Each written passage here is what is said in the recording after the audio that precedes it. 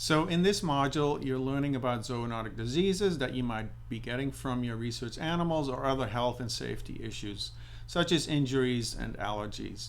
And I thought it would be interesting to hear from me my personal story about how I became allergic to mouse bites. It was about 5 years ago, and it probably was a combination of events that led to that occurrence. But anyway, I was cleaning some brush in my backyard at home, and I was bitten by a wasp right here, actually on my wrist of my right arm, by a wasp, and that caused swelling and soreness that went basically all the way up to my shoulder. And so I went to the doctor, and the doctor said, well, this is nothing serious. It's just an allergic reaction to this wasp sting, and it'll go away in a few days. And that was true.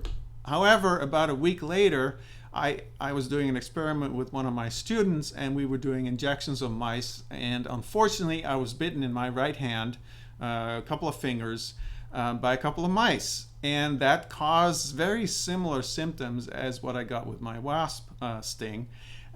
Soreness of my whole arm, swelling of my arm up through my shoulder.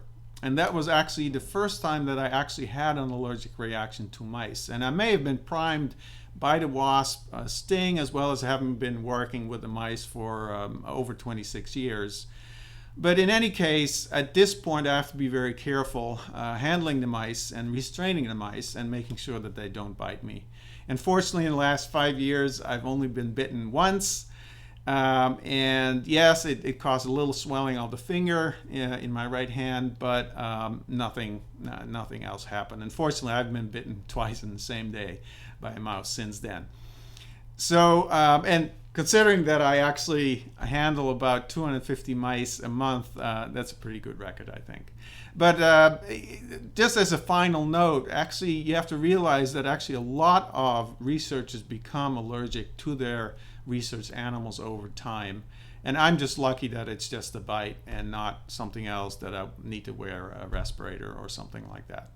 So in any case, I enjoy very much working with the mice, and it's good that I have to be careful.